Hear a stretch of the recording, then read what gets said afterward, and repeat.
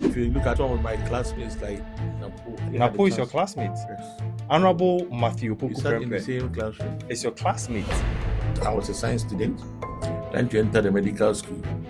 Charlie, I wanted to go and be a cabin crew attendant and then always maybe partner and be a pilot. But all this didn't come to fruition. And the music was mine. Which I knew that the romance is still wearing shorts. Became friends until 1985 when I never heard of him again. Some of the jingles that became part of our cultural moment, Cargo Jimbetes. That voice was done by a brother of She. She was a backup vocalist for Daddy Lumba. Yeah, Robert Jan brother. Yeah. It's only the Chinese man who did it, but he did it. Oh, so he did the No cargo. And they will sync lip with that of the Chinese. Right. But the original was done by She's brother. How many jingles can you say you have produced over the course of your career?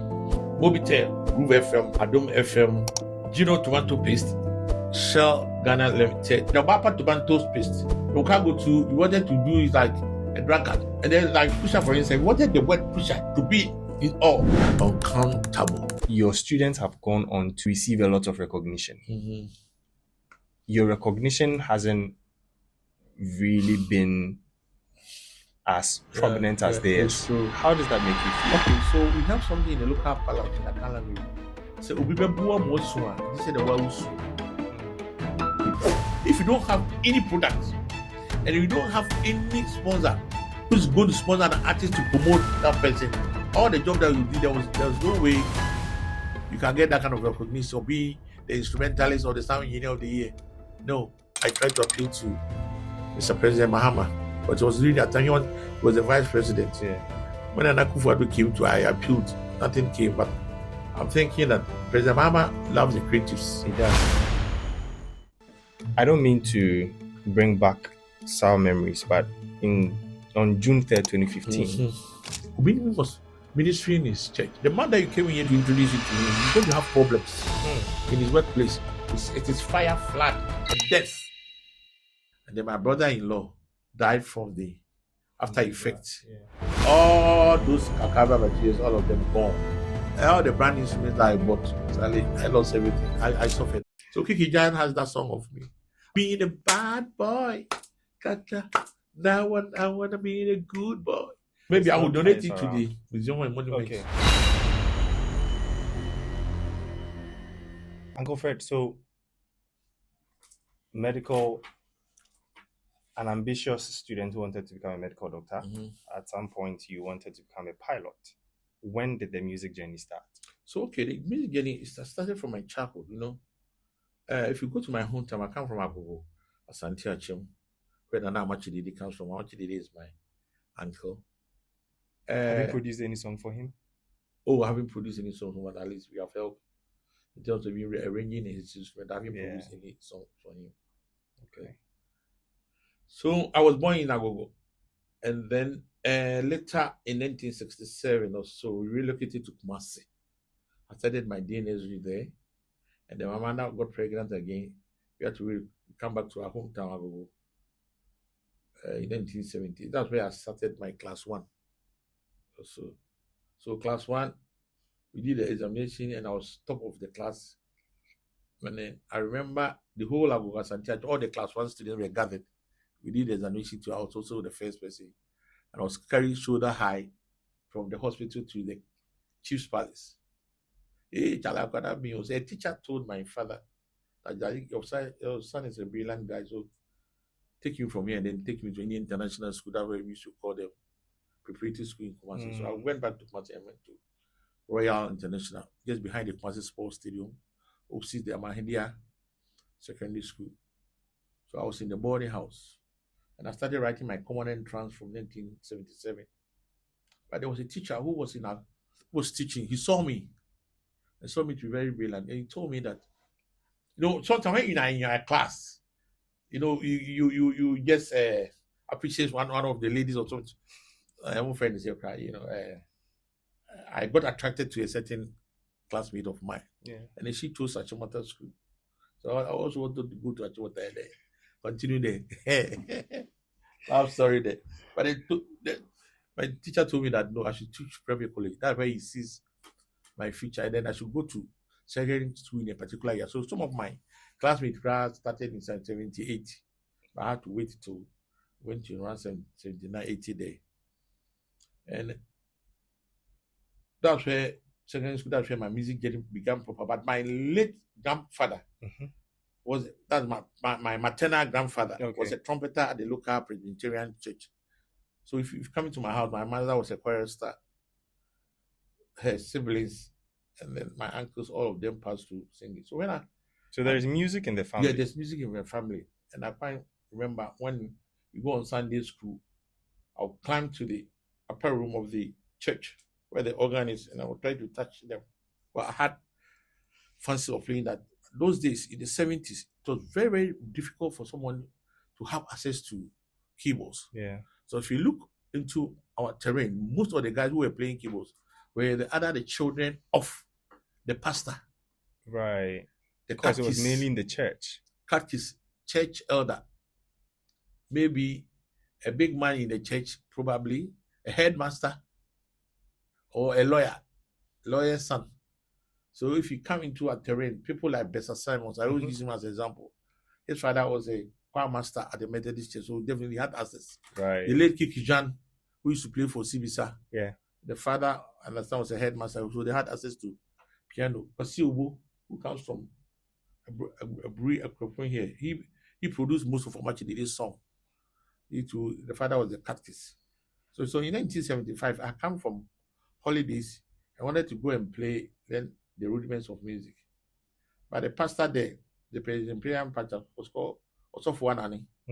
He drove us away. Later we saw that his son, he was playing one. So we didn't get that kind of support from the local Presbyterian churches and all of the thing. So when we got to know how to play, we didn't give our services to them because we thought they could have done more. Yeah. So when I entered primary college, I joined the school choir. And the music teacher then, there were two, Mr. Boache and then Mr. Ansasari. Mr. Ansasari is the father of Middle Studios. Have you heard of Middle Studios? I have. Yeah, and Dominic Ansasari, he was my junior, but he knew how to play the keyboard very well. So I had to attach myself to him. So this one I said severally in the school choir, myself, Napo was singing, or two, I was singing, or tenor. Dr. Derry Boahe is the famous world class, the one who do facial operations. Also, they call them something. He was also singing treble. Dr. Gardav is the United States now. He's a neurosurgeon. You're all in the choir. Yeah, and we are all in the same class that I was saying. Yeah. We're in the choir. Oh, brilliant people, you know what I mean? My class, about 10 of them became medical doctors, engineers, and wow, a whole lot of things. So that's where the interest developed. And I had the privilege of being tutored under my junior Ansasari. So he showed me one or two rudiments of music. So you developed the interest when you were younger, when you were trying to sneak into the church to play the piano, but you actually got the opportunity when you went to secondary school, you went to private college. Yeah, went. So that's where the music journey began. So every Sunday, Middle Studio Dominic Ansasari was playing for the Lutheran church around Kumasi, a place called Patase. So this time we finished our church service from Prempeh College. So full line interchange, we passed there. I'll go and play Shabo. I'll be carrying there. Though he was my junior, because I wanted to learn the rudiments of music, I had to carry the keyboards. You go and play and show me, oh, this is C, this is B. So, and then luckily, a cousin of mine, whose mother precedes my father, the mother is the eldest, and my mother comes, I think, 4 before the mother. He was working of Ghana Airways. Okay. He was staying in Accra here. So normally, during the revolution era, things were very difficult. Can you imagine? Have you heard of the 1983 famine? Yes. Where if you want to chop the next 2 days, you have to go and order your food. The next 2 days. I heard some people were in queue. My grandmother was in. I was like, a Belu. I heard people had to queue in Kanisi. They had to queue for days. A whole lot of things. Yeah. So I used to come for holidays here, and they had a small Casio keyboard.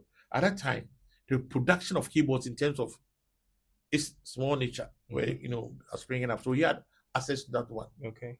And because of that very keyboard, anytime there was a holiday, I tried as much as possible to come to Accra here and spend for me to have my this one. So it was there that I started playing that one. Hey. Did you have a family in Accra?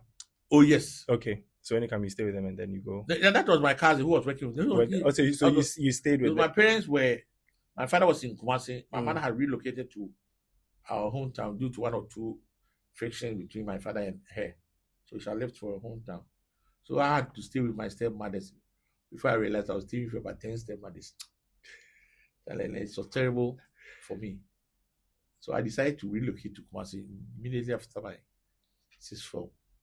It was still there, and then I started buying books and said, Charlie, I will learn the music. It was just a hobby. You're buying music books? Yeah, music. What was your first music book you bought? Do you remember? It started engineering books. It was called Audio Engineering Part 2 or something like that. Wow. And the music. How did you discover the book? I went to because right now, if I want to buy a book, I'll just go on Google. Yeah, I went to a library and then I was reading it at British Council, right? And I saw it, so I had to go to a bookshop and then I found one and bought it. If I hadn't been a flood that destroyed my archival materials, I would have shown you this and some music books. Okay, from here, all the blacks do sound this one. It's the sharp and flat. Okay, so if you add this one and this one. And you learned all of that on your own? On my own. You were about 15, 16 at the time? No, I had about, yes, learning the thing before when we completed, since from when I was about 20 years. Right. And it was then that my this thing came, Uncle Fred, I think, would you call yourself a prodigy? Yes. It's a prodigy in terms of music. Yeah. Because that's why this guy who came to Ghana, Jude Kofi. I don't know whether. Yeah, Jude Kofi. I was. You met him? I was the coordinator. Oh. When he came to Ghana, all the radio and TV stations, I coordinated. You were coordinating because you could relate. Yes, to him. To him, he's very lucky that he's living in a country where they are very support good and they support. Things. But here, Ghana,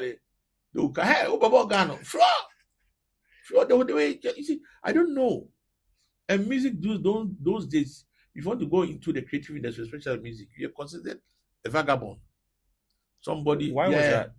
Yeah, somebody who has misfit in the society. Born.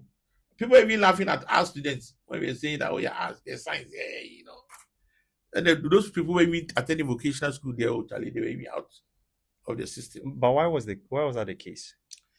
That was what had been imbibed in us by our colonial masters.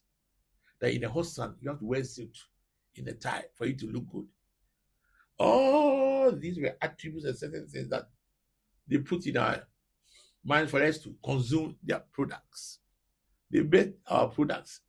Now, when we said Fugu Wednesday, but Fugu, Kwame started wearing on the Independence Day. You saw it. Yeah. But they made us discard all these things. So we were not given a chance to show our talent.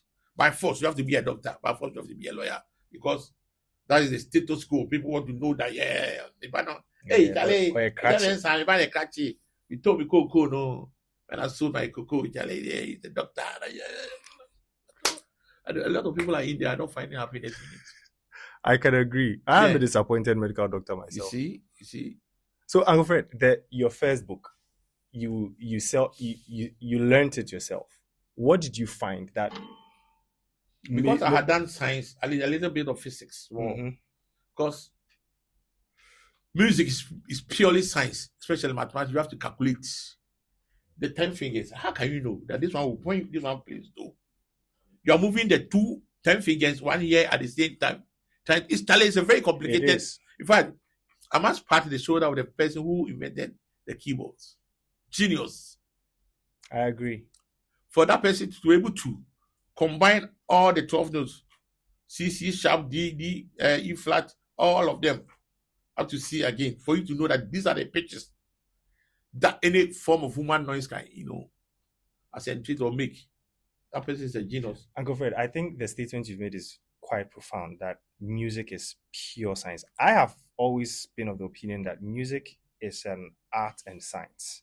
But you are saying music is pure science. Okay, science more embedded. So you agree that there's some bit of art? Oh yes, art. Right. Art is the construction of man. Art is there because you need to You know, that's why you have the major course, minor course, the meaning suspended, Yeah. fifth, and so if you are playing, depending upon what you want to play. Mostly in our jurisdiction, we are playing mostly major chords. Do far so. Now, because of the embellishment from the white, we added six and other sevens to most of our songs, which weren't touched in the previous year. So people have really developed in terms of the keyboards playing.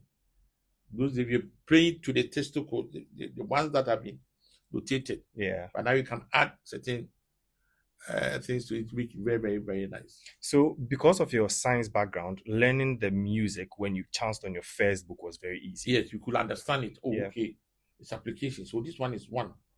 Then the fingers are 1, 2, 3, 1, 2, 3, 4, 5. Before you get it. Okay, so when I'm playing C, and my first finger goes one, second one. So this one goes. So I have to calculate.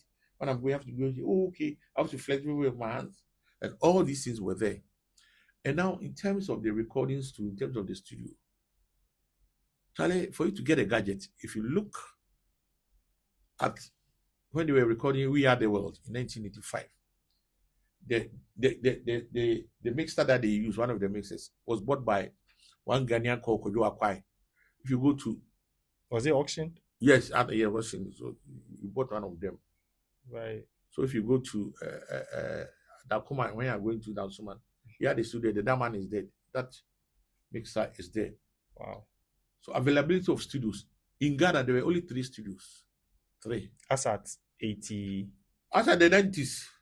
Wow. Yeah. Not Ghana the 80s, 90s. Yeah. The present day.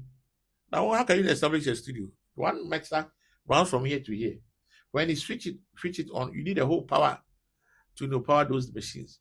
You need a very big room with good acoustics to absorb the outside noise. So Ghana from the present day TV3. If you go to North Kaneshi, a place called the Lighthouse, where the lighthouse is, Kudesh, Elephant Walk, and Kumasi, when you are going, you pass by Ejiso on the right hand side, wherever we had Ambassador Records. These were the only 3 studios in Ghana. 2 in Accra, 1 in Kumasi. Yes. So if I want to record in December, I have to book now. Because the studios were booked. And then you have to play. If you are going to play live, ready, go. Get it to the last minute, the last second. If there was any variation in terms of the music structure, you have to come back and then start all over again. Like these days, another time. Yes. All like this, when you have the templates, you can have your stems from. But if you're in the United States of America or Europe, there's no need for you to walk down here to record. Just sing, send me through WhatsApp. I will listen to your music, play it, and then send it back to you. If you are satisfied with the BPM, the key and everything, you take it to another studio or even your own laptop. You just place the beat there and sing alongside. You send me the voice. I place it on my DAW, and then other people come and play guitars and you just finish them. But those days, you have to gather, assemble all of them. And those days were the days that one couldn't play 2 bands. For instance, if I'm a guitarist, I can't go and play a shabo here and then go to the other place. No, you are accustomed to one band. So if you are playing an Ampadu in the African place, yes, that's where you play. You go on trek and then come back and live in the band's house. So the likes of Commodores, that was Lionel Richie and Michael Jackson, they opened their eyes. Then like Diana Ross, they opened their eyes for that kind of artist that having myself as an artist. Lionel Richie detached himself from the Commodores and started producing Stuck on You, Gotta Feeling Down Deep, in those kind of songs as a solo artist. And that's what we also copied here. Because the likes of Amachi Dede has a band. Amachi Dede and the Apollo Hikers, Gojentry and the Classic Handles. And it was fun. So it came at a point that people were saying that actually most of these bands, the owners were cheating on them. Because I will be singing, you'll be playing your guitar. So why should the money come to you? So let me detach myself. So I'll go there and then record my own song, call people to come and play the band for me, the instrument for me. I pay them and then I get my recordings. And that's what has permitted up to now that now we have individual artists, and then now even the artists themselves are even owning their own studios songs. and then home production. Some people too are playing on their own. So if you look at the music journey, as I've told you, mine in terms of my music journey, it's a whole vibe in terms of teaching myself and then impacting that knowledge to about 70 sound engineers. Sometimes I say 70, sometimes I say 80, depending upon, and then discovering new talent. Plenty. Uncle Fred, we'll go there. But I want to know, which of the 3 studios that you mentioned did you first lay your hands on? It was Ambassador Records in 1975. Yes. The owner of Ambassador Records was called A.K. Badu. I know he's very rich, and he had that studio. And the children were my classmates. Now the children were my classmates. Is that where you produced your first song, first music? My first studio experience. Okay. My first studio there, it was in my bedroom that I had a 4-track recorder. In fact, I started from Kumasi. My sound engineer started from Kumasi. There was a church called Olumba Obu. The choir master had a Casio keyboard and a 4-track machine. Yeah. 4-track machine was what we were using to record cassette. So we record all the instrumentation on one track, the lead voice on the other, and then maybe all the backing vocals will be on another. We mix them onto the other track to 4 tracks. That's what I started with, and the keyboard playing. So my first major recordings, apart from my studio, was at the Ghana Films, the present day TV3. Yes.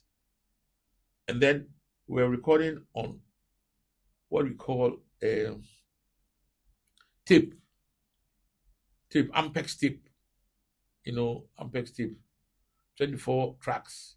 So we record them and then we mix them. Sometimes they take the tape abroad and then go and mix them. So there have been instances where people have given credit to certain engineers that it shouldn't go. Like there was an engineer called Bodo Steiger. He was in Germany. He did most of Luma's songs. Yeah. Most of the time he took most of the credit. People gave him all the credit, but it wasn't so. Most of the programming, the beats were done by Ghanaians. Then he was doing the mixing, the mastering. Yeah, but a lot of credit went to him. So my first studio of recording was at the present day TV3 Ghana Films, outside my own recordings. And then in 1991, 92, I had a chance of owning 3 computers, Atari computers. And the whole Ghana, I was the only person having that 3 computers. 3. That was so Atari computers. You owned 3 of them. 3 of them. I was lucky. Everybody had one. And that was the first introduction of digital production. Yes, digital production. So let me tell you who brought there was a studio at Zongo Junction around Kanishi. Bruce Anabo Music. They brought one of the Atari because they were in Germany. That Atari came from Japan, but mostly were being used by musicians in Germany. So Charles Amwa, that guy, and then Nana Boama asked you with Willie Roy. They had 11111. And then at Fredyma. Unfortunately, in 1991, whilst I was working with Shell and at the same time doing my studio business, Challenge Kakakra also, Kosiobo went to Germany to record with Amachide. Then when he was coming, he bought about 2 of the computers. I bought one from him. The custom officer too. The white man also brought some of them, and then he wanted to part away with them, and then I bought it too.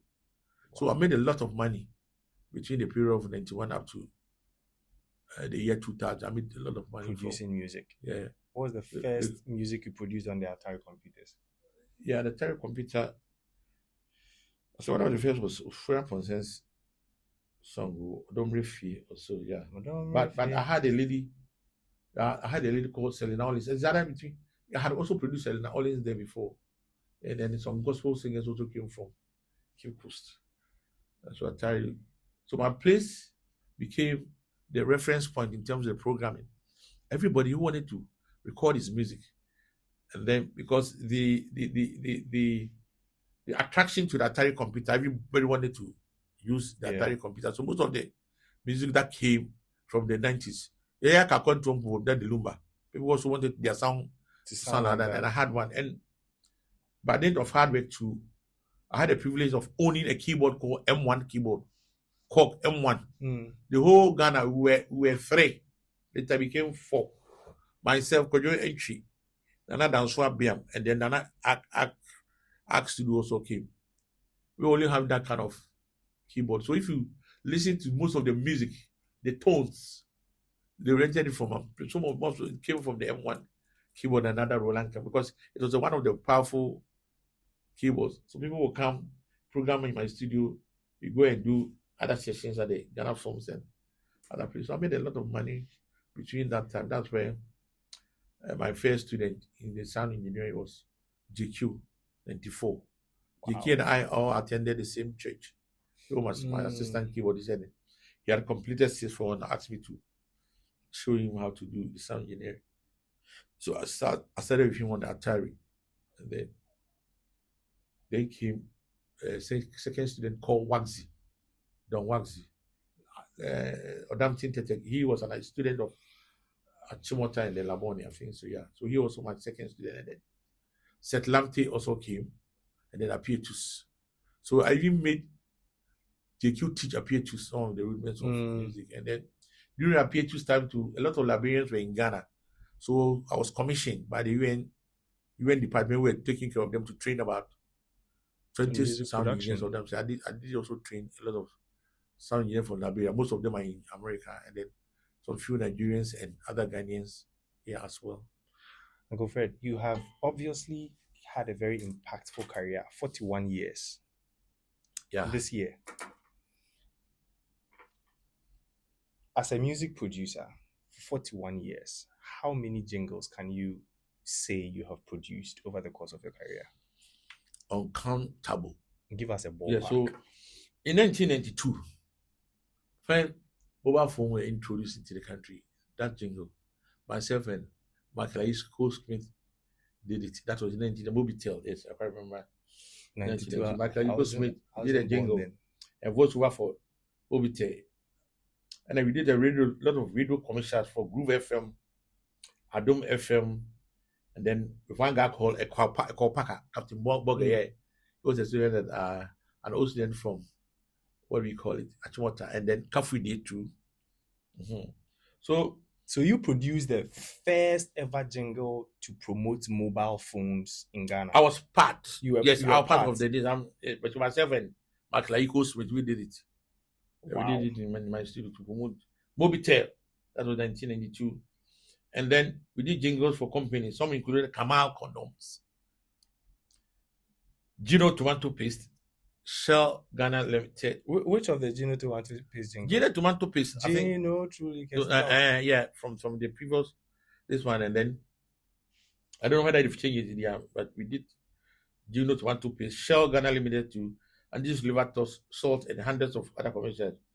We did also for some of the electoral commission, and then the famous song Kufuwo my Ghana Chebo Kufuwo. Myself Nana Kuma was the head of the project, but he also passed through my studio.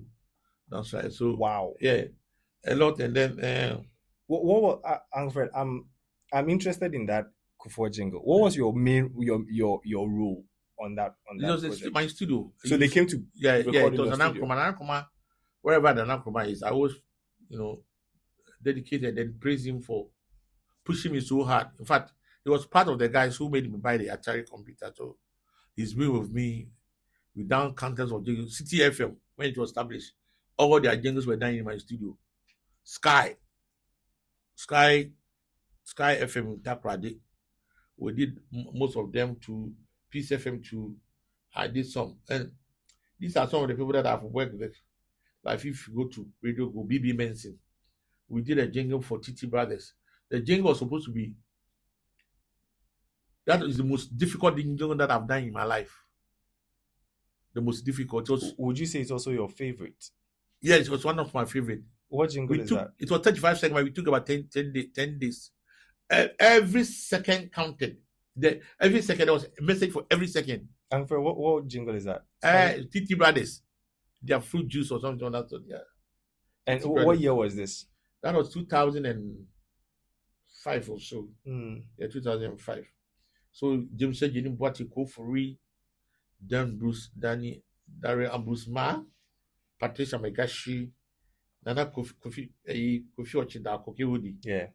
And then Happy FM 2, I did, when Happy FM was established, I did most of the jingles of Sechebwati.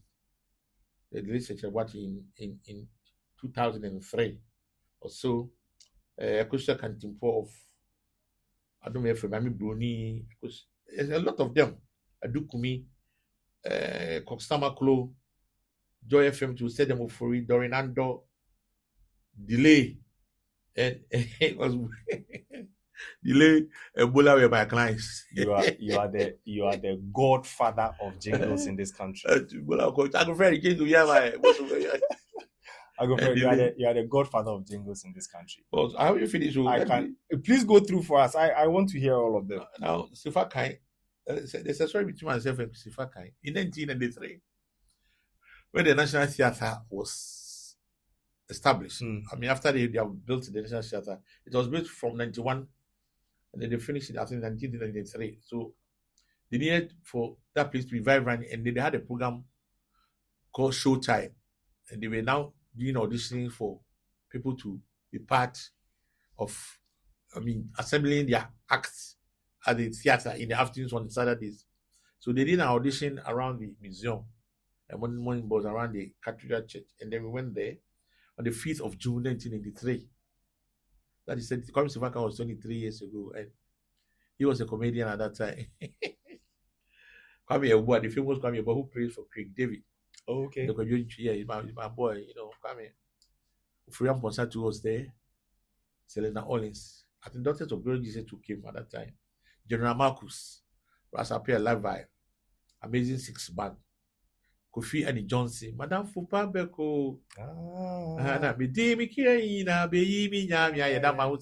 I was managing him that time. 93. That is 33 years ago.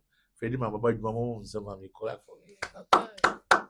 So all these guys were part of my team that we went to work at the National Theatre. Kwame Sivaka became my best friend, and then he come to my office, sit together. It's of no surprise to me that you said you made your most money. Oh yes, from producing jingles as a music producer. Because Yeah. for all that you've mentioned, I dare say you've produced over 200 jingles. Yes.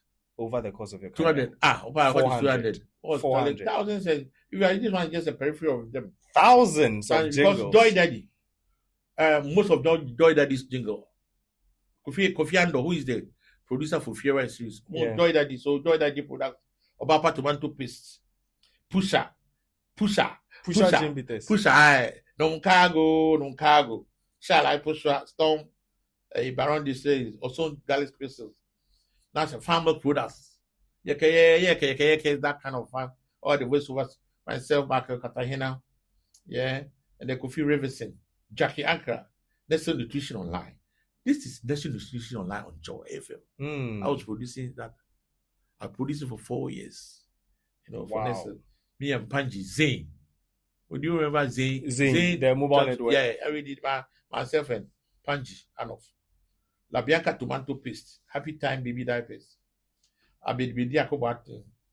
And I'm drumming though. Ablajifa Gomashi. The present day was my client in my studio. Wow. Come and do voiceovers. Yeah. Late my monka, Eddie Kofi, Odoi Mensah, MPP Sky FM. I've showed you City Jessica Saforo. Paris Saforo. Yes. Former Jessica City FM. The number you're calling that's right. You produce that? I didn't produce that, but she was on my jingle list. Oh, the jingles that I didn't produce that advert. I think that one was produced by Origin 8.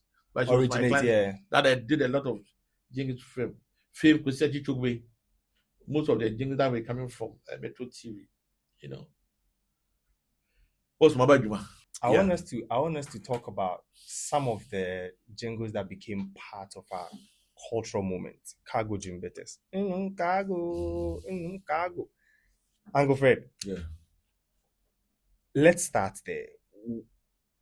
Walk us through the process. How did you get the brief? Who spoke to you? Okay. Tell us about it. Kofi Ando has been a friend for the last military hospital years, 37. When he was a student at NAFTI, we all used to meet together at the Ghana Forms, the president TV3. Mm-hmm. So that's where we strike acquaintance. You know, he became my friend. And then he had this concept of Euphoria series. Euphoria series. So when Euphoria was done, I was part of them. I was also acting. We started on the 13th of January. You coupled as an actor. Oh, yes. You Oh, doubled my as an first actor. one, I acted 1992. Myself and Terry Lord called Naomi. You know, always. Uncle Fred, it's of no coincidence that you did become a medical doctor, because it's like the creative art was in you. You wanted to swear, but it called you back. Yeah, so Kofi Ando, after doing the Euphoria pilot project, showed it to a lot of companies in the express interest. And one of them was Baron Distillery and the Enjoy Daddy. So Kofi had a job, and then I was working with him in the studio. He bring me the job. Fred, from Cargo, for instance, there were a lot of Chinese guys around at that time. So you wanted to use that Chinese guy to make that kind of concept. So if you look at the original advert in terms of the visuals, you can see the Chinese guy. So like we made it like somebody speaking like a Chinese, and that voice was done by a brother of She was a backup vocalist for Daddy Lumba. Robert Jan brother. Yeah. It's only the Chinese man who did it, but he did it. Oh, so he did the Cargo. And then we sync lip with that of the Chinese. Right. But the original was done by She's brother. So the concept came from Kofi Ando, and then Pusha. We just wanted that word, Pusha, to be part of the distance. So we have to sit down. You see, the essence of doing adverts, let's go back to the relics of time. Yes. If you want to do any advert, there are certain processes that you have to pass through. First of all, the product. Yes. Thank you. The product, who are the consumers? First of all, are they infants, adults, young people? So you have to create that kind of jingle. You know, if you listen to lullabies from the children, it has a lot of bass. Ding, dong, dang, dang. So when you are doing certain things for certain kids, you have to read their mind and how they will imbibe the music. You shouldn't go hardcore. And then, like Pusha, for instance, we wanted the word Pusha to be in all. So we said, okay, we use the word Pusha. Pusha, and then we pushing a car with big behind. You brought all these people to just catch the attention of the viewer for the product to just stick in the head, you know. So these are some of the concepts. You look at the product, what kind of engagement you want to do. Is it for the upper class? Is it for the middle class? You want the music to be soft? What type? So for instance, Cargo, that's how we did an Obapa tomato paste. We also thought of a woman using the tomato paste in the kitchen, and the woman putting the tomato paste in the soup, tasting it, and then feeling very okay. So you have to do a mid-tempo song. Obapa, you know, that's right, to, you know, something they can dance that's to. what they can dance to. And then non-cargo too, you wanted to do is like a drunkard, non-cargo. So you imitate that kind of way. When you get a product, you sit down, draw the concept, do many creatives as first possible. We do a lot of demos, and then when we send it to them, we tell that this is what we want, and then we come back to the studio and then do for voice. So the voiceovers too, we have the monologue and the dialogue. That the dialogue, for instance, as we're doing, it's a dialogue. Yeah. If I was speaking, it's monologue. So the person will tell me, "Hey, Mami Abra, I'm saying, you watch it. I am for whom you this is the byproduct. This is hey." You write the script. Sometimes, if it's about food, you write a script, send it to FDA for approval. Yeah, so we don't want any embellishment. That's why sometimes when people are doing, what do they call LPMR, they over embellish them, which is not part of the process. Because every detail that you put in the jingle, the essence of making any jingle is to sell your product within 30 seconds. So your product, target group, I want to say this, be today, good day, be today, good day, da, da, da, da. And some of these jingles started from Ghana. It started from a company called Afromedia. They were at Laboni, being managed by the late Jacob Lamte. Lamte, former president of advertising. And then Kawansa, and then one man to his dead, Kofi Bokna.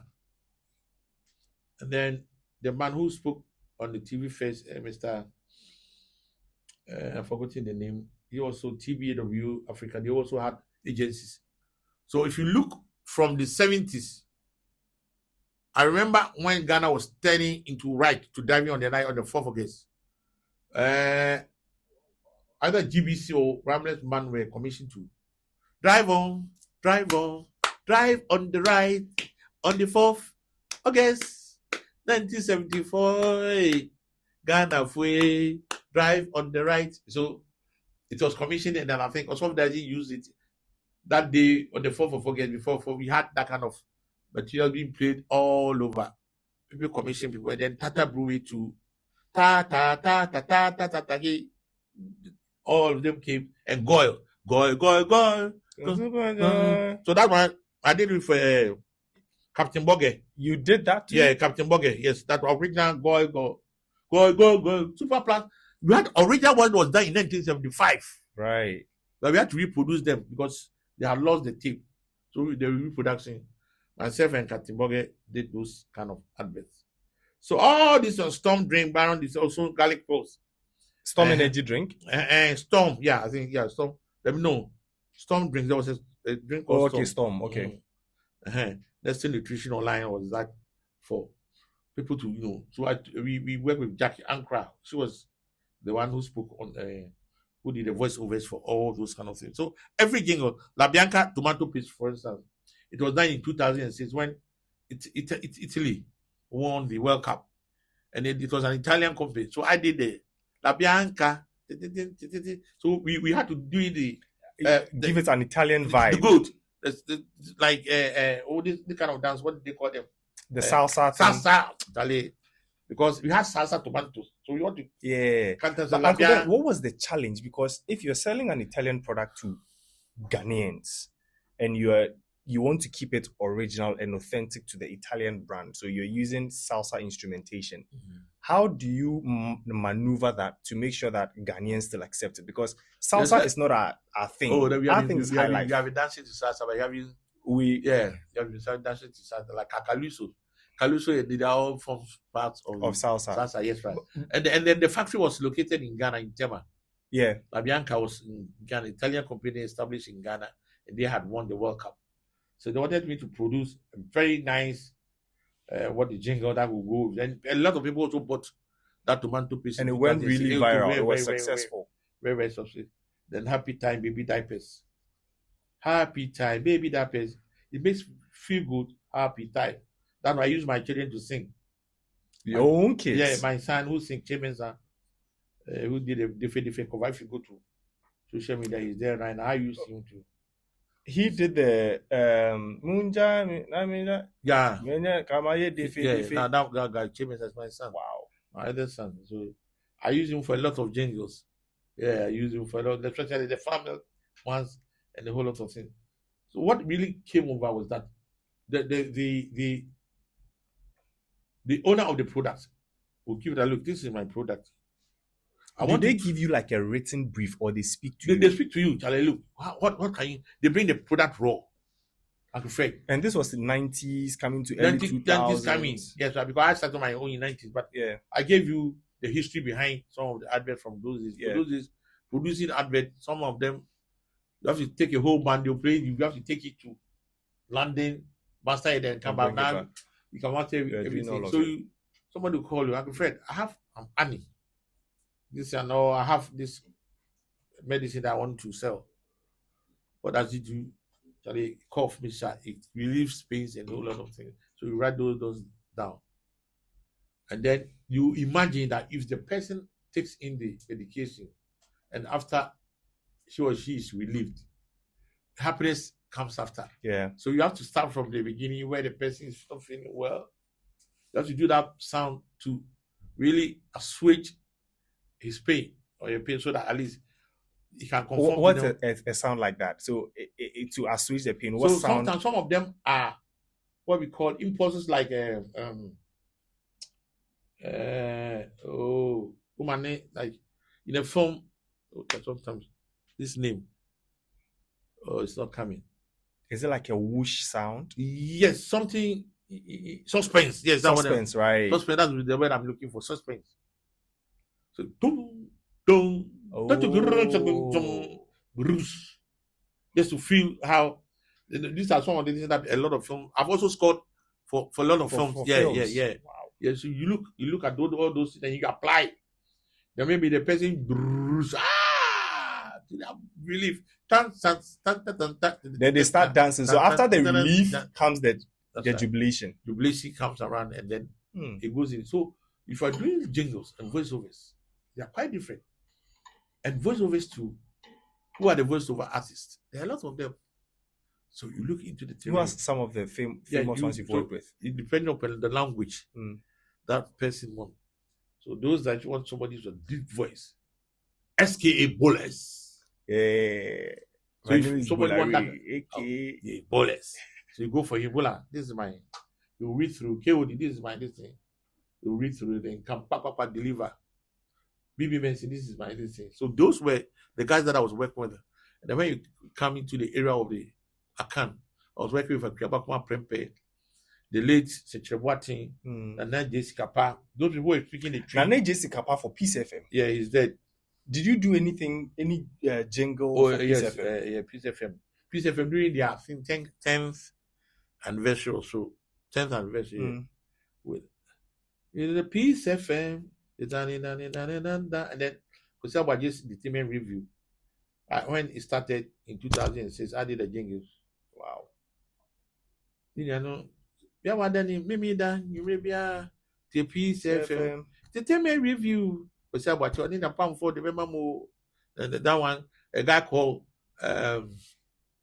he's dead. I've already forgotten his name. He sang it. Adam Sedu. Okay. Yeah, he did. I did the first jingle and then later he changed. Nancy also did. And then, as I told the MPP jingle, and then Sammy Gaskin too. So Sammy Gaskin, I did a lot of this with him. Christian University, mayonnaise, Amanti mayonnaise, A+. Do you know that I discovered A+ in music too? You discovered A+? Yes. His first music experience was my studio. A+, Black Rasta, all of them, Charlie. Yabo. So the jingle area there, a lot of them. For the last time when I counted, I have done for jingles, so I was getting to about 300, and then voiceovers in the plenty. Voiceovers. Over the voiceovers, there's a lot of them. What's the longest, apart from the 10 days one, what's the longest time you've taken to produce a jingle? Apart from in terms of the length of the jingle or the period. The period, I did some jingles with a UK-based company called Konka Arts. Konka Arts. They came from the UK. We did a lot of things. We took it about a month. Yeah, there were a series of them. What they were doing was that they come here, compile all the announcing stories, and then write them in English, and then come and say it in English. I'll be recording them. So we recording, and Kwakwadansu went into the village, and then he heard a drum, gudu gudu gudu. I'll play the drum, and when he heard a lot of people tiptoeing, go, you put I'll put all of those there to make it sound real. But they were going to do animations with them, and then those ones were the difficult ones. But that one too, I got a lot of things. They gave me 2 cars, a van as payment. Yeah, 2 cars, van, and then this thing they also paid me. Wow. I think the vans, I used them to convey my instruments. Later on, when I had issues with the June 10th disaster of 2015, I lost all of them. So as for jingles, I have done a lot. You also did Angel Feature Keke. Angel Feature Keke, yes. Because you banned my brother. So when so usually the artist, they write the song and then you produce. So this is how it goes. How does it? Yes, tell us. You have jingles laced with music. Okay. And jingles with music and voiceovers. And jingles with voiceovers only. You see, at first, they were abusing the copyright issue. So somebody will come to your studio, you do the jingle for him, and you put Michael Jackson songs under. And it was giving some copyright infringement. I remember somebody doing a song for a jingle for someone, they using Fredyma song.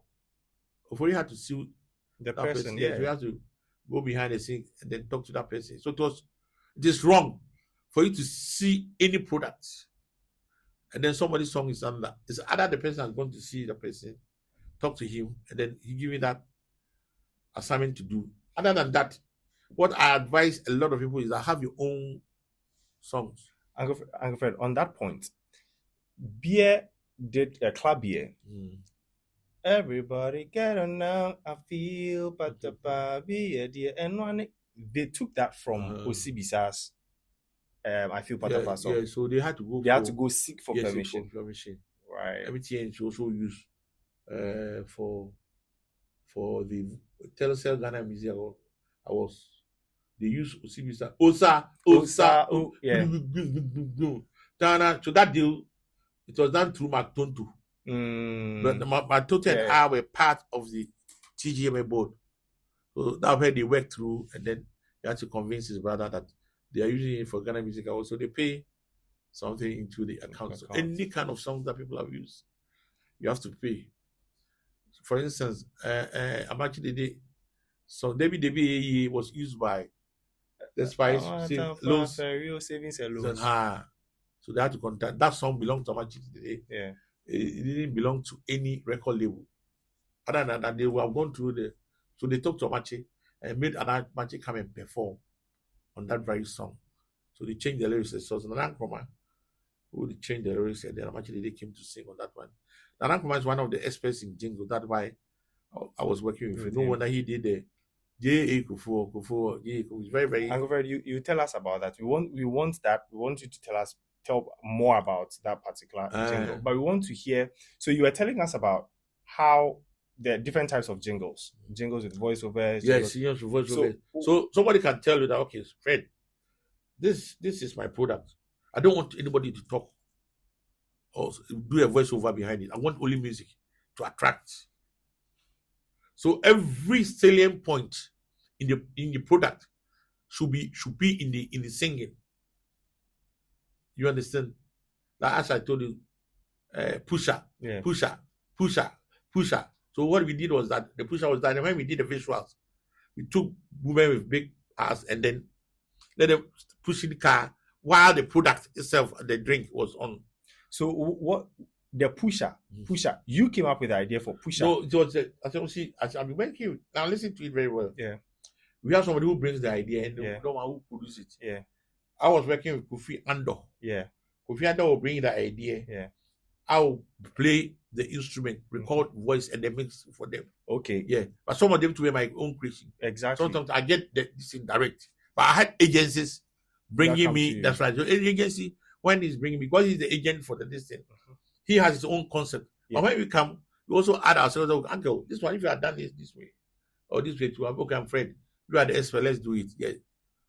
So there were certain jingles that it was my own. I scripted. Absolutely. But most of them they also bring with their script and then you help them produce it. Them and then so the angel, the right people. The angel Fred Kyei, was it? Did you receive the script and you produced it? So it was brought to me by Honda Mokojo Badgeman. Okay. Former parliamentary candidate for Asante Achim North, and then he was also an MP for that place. He was working with Adom FM as an executive marketing manager. So he had a contract. So he had to. So Nana Kokotin said he wanted the voice from this was Sechebuati. So we had to contact Sechebuati and they gave him the script. Then he came to my studio. And you fight and then also did some voice and then songs on them and then. How did you select this? Because the instrumentation is very angel, Fred Kyei. It's always. We had a professor on the show for the previous episode, and he was talking about how he went to South Africa and a friend of his was telling him that he's realized that most of the Ghanaian arts that we have, people are dancing. Why was it so? Is it that we had realized that we are dancing people, we are music people? Okay, so in Ghana, Or when you are sad, you dance. At funerals, you dance. So dancing has been part of us. So when it is assumed that the person who is consuming that product is very happy and satisfied with the product, and when you are satisfied, you have to express yourself. yourself how, and then you have to go through dancing. And you see, it's also a form. Now these days, people do music and then they contact people on TikTok for them to do that kind of dance challenge. Yeah. And if you have a product and the people are dancing to it, and that also gives you a reference. Product so these kind of things, really go. So jingles, it goes a lot of goes into jingles. You are trying to play or get to the mindset of every Ghanaian to patronize your product. So if it is the visuals, it should be colorful. Who are the actors who are going to act? The acting should go. Well, the kind of if it's meant to be soup, what kind of ingredients are you going to use to prepare the soup? The base of the meat should be on them. So we spend a lot to create that kind of. So in the mindset of the consumer, he should be very happy and be satisfied. The reason why he should enjoy your product, you should be able to tell that person the reason why he should enjoy your product. So we also look. Sometimes we also steal certain concepts from other region jurisdictions.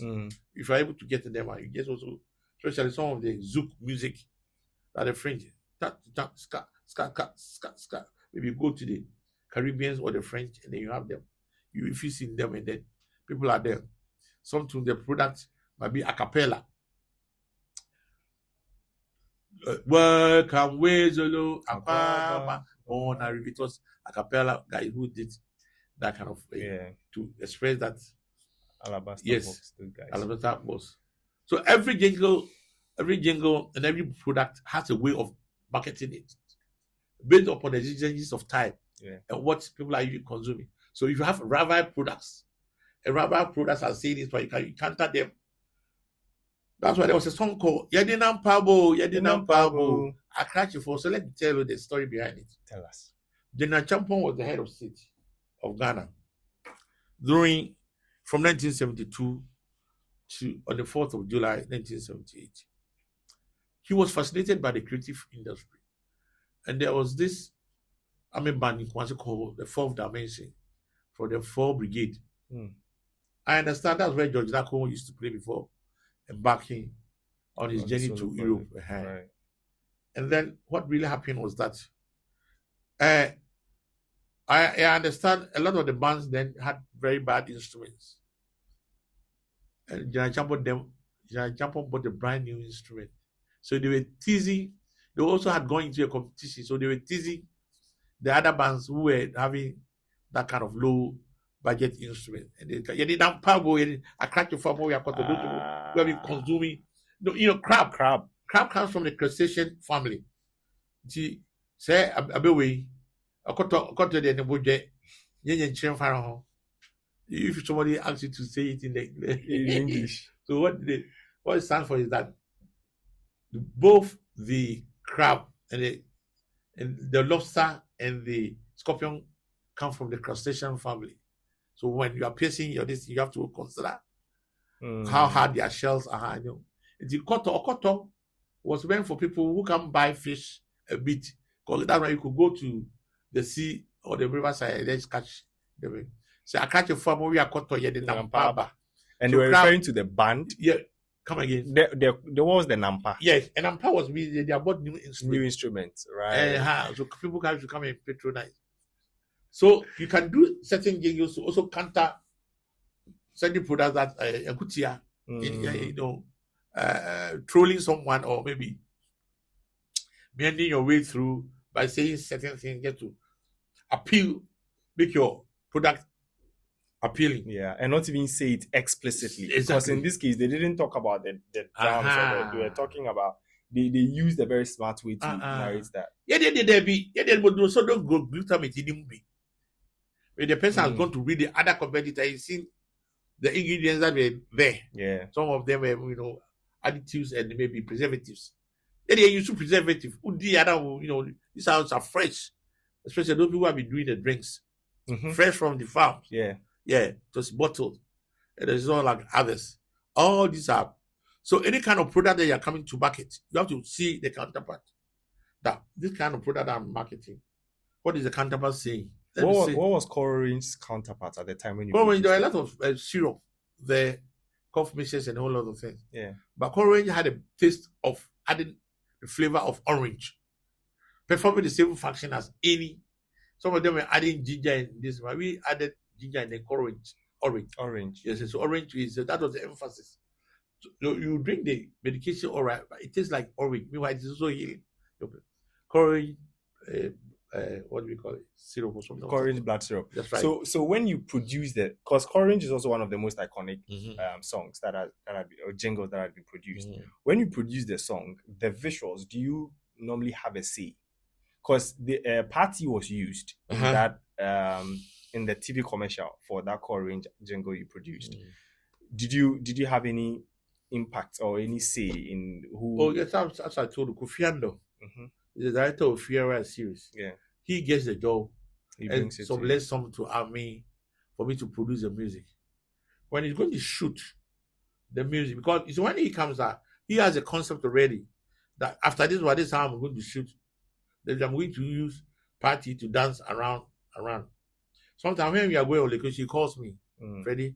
So we all bring him. He has the script. The master script. But when you go on location, you can also make there are a lot of things that happen. Yeah, exactly, because you produce the jingle, the sound. So you can say that, oh, maybe party shouldn't dance this way, you should dance this way, and it will bring the jingle alive properly the way you want it. There was a film called Five the Hard Way, the Fred Williamsons and the Jim Brown. It was produced in the 70s in the United States of America. One lady actress was asked to be part of the film, not knowing in real life one of the actors did love the woman. So when the chance came that he should play love series, yes, he should play love in terms of one of the scenes. Before they realized that they were caressing themselves, the directors had to leave the scene for them to do whatever they would like to do there. So what I'm trying to say is that any kind of jingle that we do, we envisage over the year, the 5 or 3 years, how is it going to fare? And when you listen to most of these jingles, some of them have big a span of 20 or 25 years, which means people have really identified with the product and they are still there. For instance, when I was asked to do the 2010 and population and housing census, I went for the bidding. And then they wanted to have that kind of message that everybody should go and be enumerated, whether you are this or where from. So I had to couch that one. So I had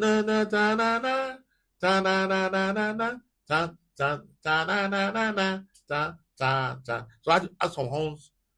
And then, so when I sent my demo to them, they listened to it. Actually, this is the best because and they chose you. Yeah, you have been able to incorporate all the words that you wanted in one song.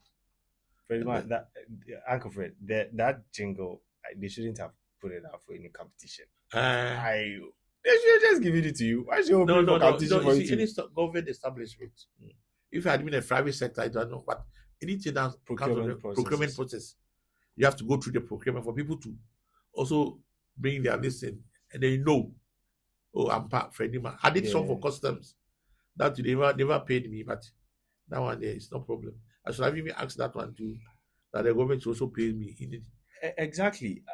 Why did your payment not come through? Yeah, the payment, that commission, that project was under the care of Mr. Kofi Yanka, a brother to our very venerable, respected Mr. Kojo Yanka of AUCC. Yeah. He was our head of project. So we had done everything that needed to be done. And then they had to extend the enumeration period. And they needed to change the language. Because once it was meant from a certain time period to a certain time period. So once the period is ended, and want to act new, we have to come back to the studio for us to take off all the old stuff and then infuse in the new ones. And that's what I did, and then presented my receipt, my invoice and everything to them for them to pay the other extra. And up they to never now, paid. Yes, from 2010 up to now, they haven't paid me. And all over the platforms that I go, I try to appeal to Mr. President Mahama. But it was really that time he was the vice president. Yeah. When Akufo-Addo came to, I appealed. Nothing came. But I'm thinking that President Mahama loves the creatives. He does. Yeah. So once he loves the creatives, and I'm also a veteran in the society. At least I've seen him doing good to a lot of the veterans like Pa George, Obaji Adofo, and other musicians. So me too, I've done something for Ghana. We had the current president of the Advertising Association of the Association of Advertisers in Ghana. We had him on our show. We will Mr. Andrew Ankara. Yeah, so I have forwarded appeal to him. You've contributed to the industry, so I think he can also help you. I have forwarded it to Rexoma, we forwarded to the president, chief of staff, and everyone. I think I need your recognition is good. I've done well because without the jingle, the enumeration period and those kind of people being counted in 2010 will not have been possible. Exactly. Yeah. And so my question to that is that's a massive production. The jingle had to speak to everybody across the nation. Yeah, we did about 20, what was about 15 or 10 languages. Different. Exactly. Yeah, all over. So you did several languages. There are several languages. Same sound production. Same sound production. How was it possible to use one sound production to appeal to? Yeah, so this is it. The music. It's a universal language. English, that's what we've been using here. Yeah. But in terms of the voiceover, we come to Accra. The Ga language is there, the Ga language is there, Krobo is there. If you go to Adam, people also, so we do all the voiceover so that it can be transmitted to the various. If you go to Kumasi, we speak Twi, so Twi only. In Fanti area, we have Gomoa there, we have Fanti there, the main Fanti. If you go to Western, they have Zema, they have the Fanti there. If you go to Takwa and the Sefi area, they also have their Bono area too. They have other language. If you go to the north, Dagbani and other languages also existed. If you go to Upper East, Upper West, all these things, you have people, the voter raising, we have people doing all these voiceovers because I took some of them from TBC, the likes of Amankwa Pofo and Efo Mawuga or something. So yeah, a lot of people who were doing the languages at GBC, I brought all of them on board. And they did voiceovers. So what they will do is that I will lay the music, and wherever there is a voiceover, I just, the volume of the music comes down, and then I raise the volume of the voiceover, and then all of them is supposed to be in 1 minute. It shouldn't surpass the 1 minute because it's a national program. You can't make it 30 minutes. Exactly. 30 seconds are for commercial products, and now some of them cry even 5 seconds. If you watch our social media, if you are verified, they always bring in adverts that are 5 seconds. Yeah. Because and all of them, every information that you want is within that 5 seconds. 5 seconds to capture. That's why they have a lot of visuals. Then if it's visuals, yes, and then you also think of the audio aspect. That shouldn't be as long. So we make sure that the salient points are brought in the first 15 or 20 seconds. So do something that will catch. That's what I'm saying, like the pusher, don't cargo. Before the other ones come. Anytime that you hear cargo generators, there, it means that one is coming. So it takes a lot of creative ideas, a lot of consultations, back and forth. You do it, present to the distance. Or they tell like a friend, the speed, I think it's too fast. Go and change it. So normally what I do is that anytime I have the person who's coming to sing, I make sure that I do the music in between tempos, BPMs, so maybe 100, and then go to another one around 110, maybe 120. At the end of the day, they will choose one. And then in the music language, when the normal BPM is 120, as you go down, it descends to high life, you go down further, it goes to reggae, go down further, it goes to worship. So all these activities, you can use them. If you go up from 120, Suku's music or the hard kind of music. So what's the average BPM you've used across all of your jingles? Because I can say that, or I dare say that most of your jingles are sort of high life. So cut. So that was around 130 there. So slightly above high life. That's right. And then some of the products that you need to listen to. Hello, are you a baby? Are you looking for something good? That's below 120. Go for your gold. Thank you. So the voice, the attenuation, it has to be like the zigzag. It goes up the waveform. Hello, how are you? I've trained a lot of people in voice overs and a whole lot of things. I pronounce it, the diction, how you pronounce the tree language and everything. So you have to translate. Let me tell you a story about my favorite sister, MFA, who used to be at Joy FM. Okay, so Kwawo was just, coming around in around 2006, 2007. So Kofori had come to my studio. I think MFA was an intern at Radio Gold. Yeah. So a lady was supposed to come and do the voiceover for Kwawo. And she was delaying. So myself, I'm buying the commands, I didn't go for it. I said, you brought a certain lady. Why? Oh, I'm afraid I can't do it to me. I said, you will do it. And that's where she had the confidence. Before I realized she was reading the news. Wow. And before I realized. Wow. So my father doesn't play with me.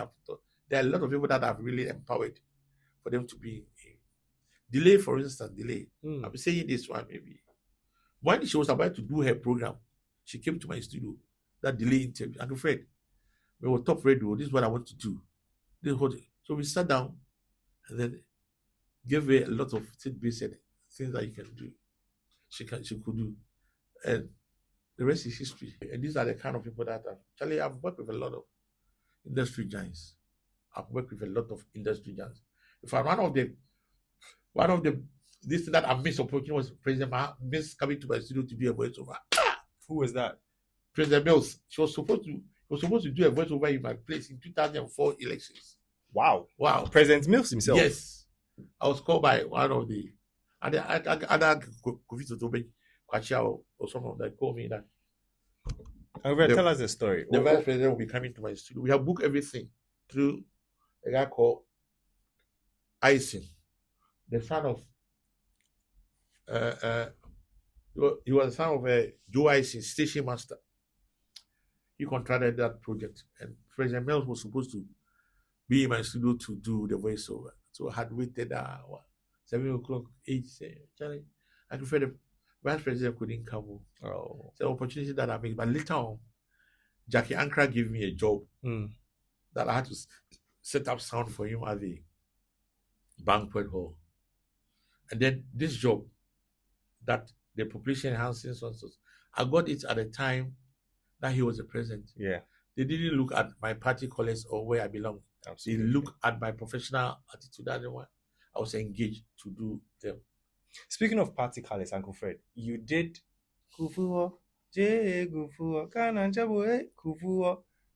walk us through that process. Okay. All the concept came from Nanang Kroma. Okay. Nanang Kroma has done very well in terms of the jingle industry. Now he is the creative director for Instruma on Adome. There's a reality show for kids. Yeah. He's the creative director who's been directing them. So between the year 2000 or so, prior to the elections, he had composed this music with the likes of Kwesi Obo. And he had to bring it to my studio for us to do some finishing touches on them. And I told him that this song will lift him very high in terms of it's going to be one of the best songs for radio campaign. Because in 1979, some of the jingles that we heard, for instance, the one that brought President Minliman to power was done by Ike Nyami and then Kwabro Kain. Bring us so. PMP party jida bedi kunimpa. Party ahunkawo. Party ahunkawo. Eya be nekro. Eya be. And then MPP had their own, that was called PFE. Oh my God, me.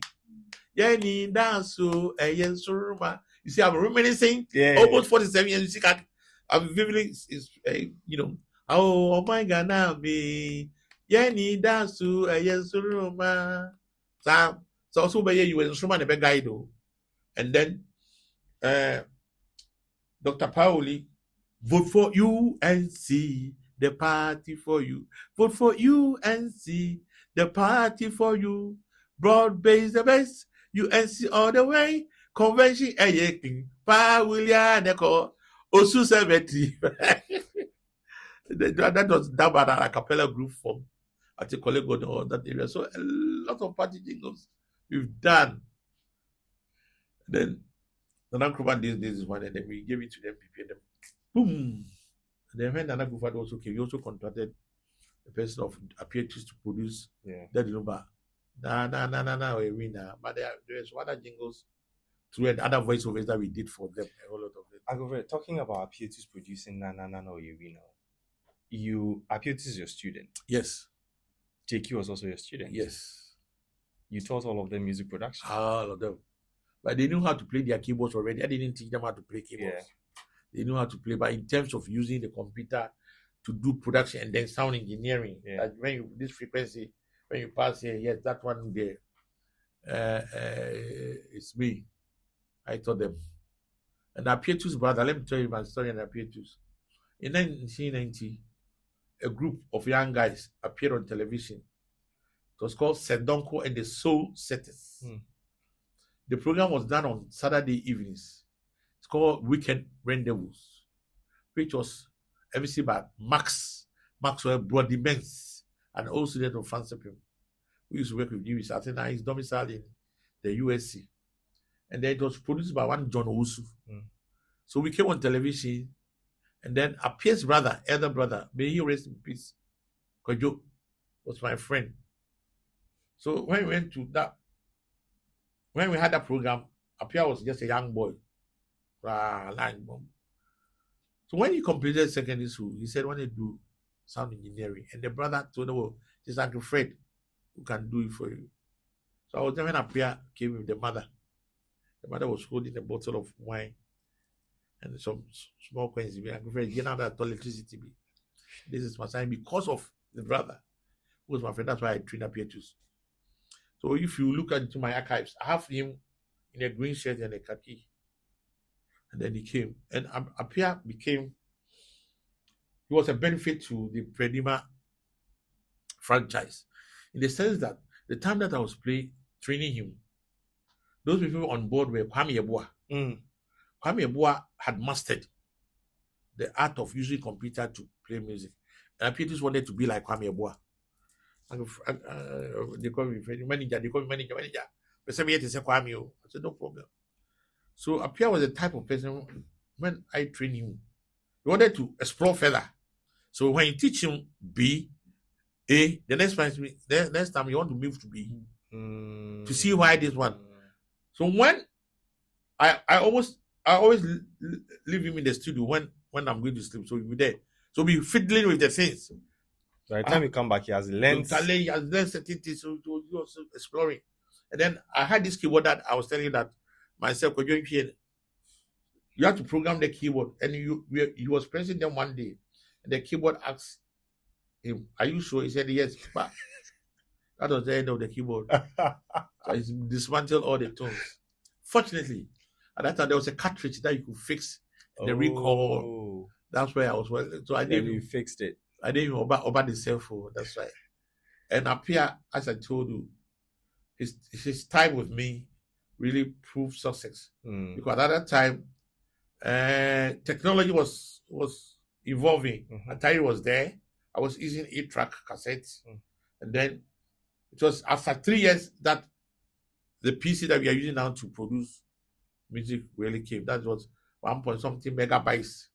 That's what we were using before it came, and then you could record your voice and everything. So I trained him from, I think, July in 1997. Then it was about 6 months or so. I gave him to KK Dua, K's Frequency. But he also rest in peace as a salam. That's where he continued. And then the rest is history. And then there was a story that I had programmed for Fredyma Ponsa. And I told Fredyma, "Oh, this is my new apprentice. That's Abeiku. Yeah. It's very good. Let me play some of the beat for you. Say, oh, Charlie, manager, no. So we do Apprentice them in bed. But later in life, who gave Fredyma all the hits? Appears. The very apprentice. So in life, people that you beat on a way, there are certain factors or certain things that you might not know immediately. But however, if you're able to accommodate them, give them, let time be some time, you can see that, Charlie. So I'm somebody that I don't discourage people when they want to get into certain situations, because there are a lot of people that when I saw them in the beginning, there was no life in them. But you did know that they were going on to become something. It's a matter of time and time. So let's see, not is one person, for instance. She came to my studio with a certain lady. May she was in place. Elizabeth said, you want to program the song. He is able to deliver my Messiah. That was the song that deliver. I was doing the song for the lady, and I saw the lady was having problems with her pitch and notes. But anytime that she comes, she lets Celestine sit outside, and I will be in the studio with her. Then one day, I went outside and saw that mosquitoes were biting Celestine. She was a young girl, a student of Sunny Young Secondary School. That was around 2002. She would have been around 16, 17 years or so. And I asked the lady, why is it that anytime that you come, you are here? And the woman is also, the madam, no. And then when the time is right for her to come and sing, she will come inside. So one day, part of the song, I did the programming for the woman, and I was so happy that Uncle Fred, let one Bobby beat pass. So I want to make you enjoy. So he went to Circle around Vienna City area, decided to buy me some fried chicken. And while Celestine was sitting there, I asked her to come inside. And I asked her, can you sing? He said, yes. When I started playing the piano, he started singing. I said, whoa, really? So that's what that's the woman came. I can't, auntie, Sarah, my Lizzie, I want to channel. Hey, Charlie, see, I got to Bob. That how was I going to say this one? Because yeah, and indeed, Celestine has been one of the best discoveries I've ever made in terms of singing. Very, very, very good. So no wonder when she celebrated her 20th anniversary, I was there, and then I wrote this song. You wrote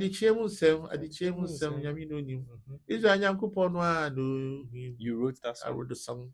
Then she added certain verses and I listened to it. And then I worked with her for almost 4 or 5 years before she got married. And then, so I've been part of them. Wow. Samini, a student of Margaret Mary, a group called Legal Amamre, came to my studio. And this Samini, Michelle School said Blue, we also one use. One few school about Reggie Zippy from Accra Academy, all of them, Borax, all of them came to my studio for this. So, Fred, you seem to have eye and ear for talent. Yeah. 41 years in the industry. I think your students have gone on to do as iconic productions as you have also done over the years. But they have also gone on to receive a lot of recognition. Your recognition hasn't really been as prominent as theirs. So how does that make you feel? Okay, so we have something in the local parlance in the Akan language. So this is the Wausu. You see, Ghana, our system in terms of awarding talents is based upon a certain year under review. For instance, if you take the TGMs, the TGMs is made for people who produce music and the year under review, who is successful. So here's myself. I produce music. When I produce this song, when I produce songs, maybe that time, if the promotion had gone very well, I could have won maybe the instrumentalist or the sound engineer of the year. So because how those things have been detailed, it means that under review, if you don't have any product and you don't have any sponsor who's going to sponsor an artist to promote that person, all the job that you did, there was no way you can get that kind of recognition or be the instrumentalist or the sound engineer of the year. No. So looking at that stance, then it means anybody who catches the eye of the TGMA board or something that might have done something extraordinary, within the year. We have produced from the studio. When we produce from the studio and give it to the artist had a tendency of promoting the music. If it doesn't promote the music, it's just like you being in the dark, and then seeing the locals squeezing your face or frowning. Nobody will see you.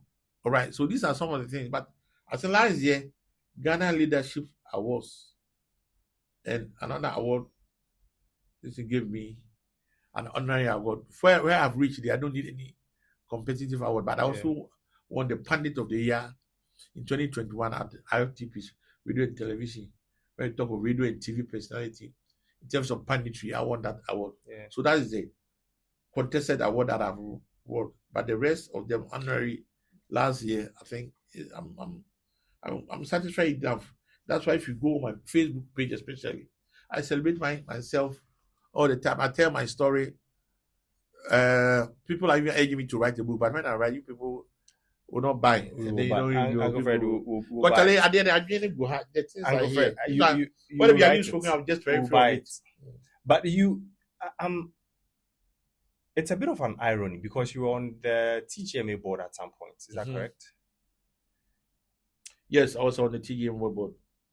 During that year, you were still working. You were still producing. Oh yes, I was still producing. How did the award still elude you, or it was a question of conflict of interest? Yes, that one was purely conflict of interest. Of interest. So if you know that the other year of review, you have somebody that you are directly involved.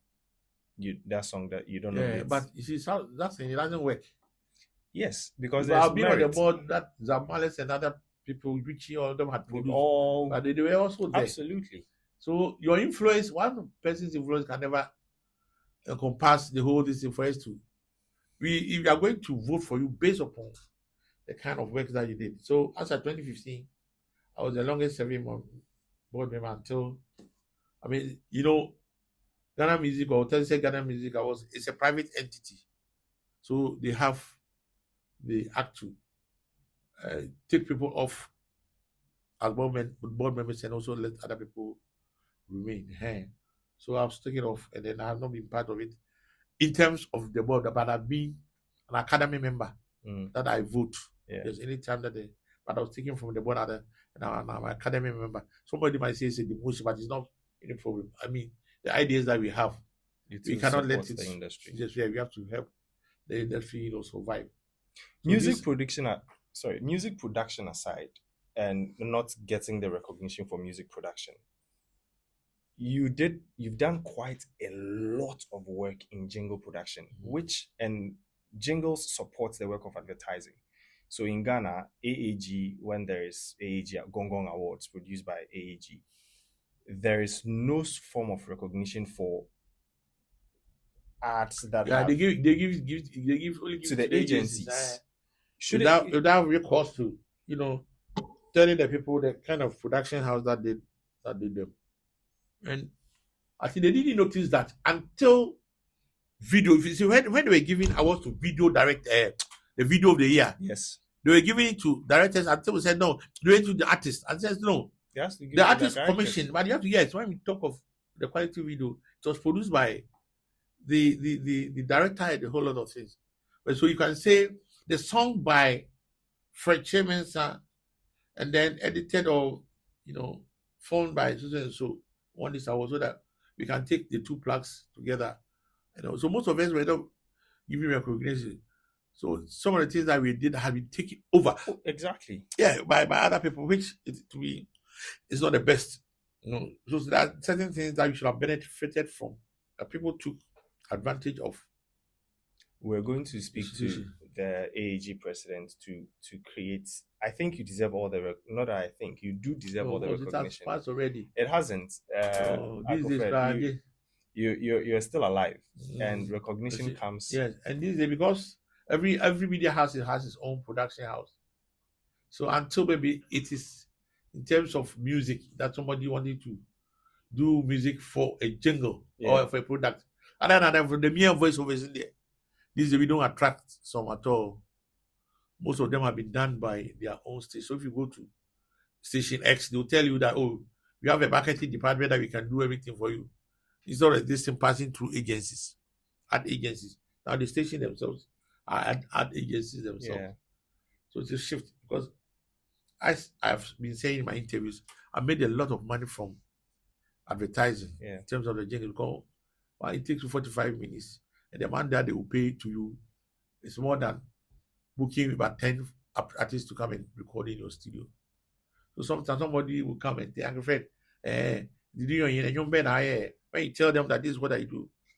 I was one person that didn't take credit for everything that I did in the studio. So you never saw my name in any of the Fredyma. If somebody did that one, then he did that. I didn't sanction those things. Yeah. I didn't like that idea. Is there a reason why? Yeah, the reason why is that professionally, somebody has come to your studio for that person to have his work done. He's paid you. And you want to put your signature tune in. What about if there's a remix? We'll still claim that one. In the studio, apart from we doing the basic programming and then this thing, the other people also play guitar, who also sang on them.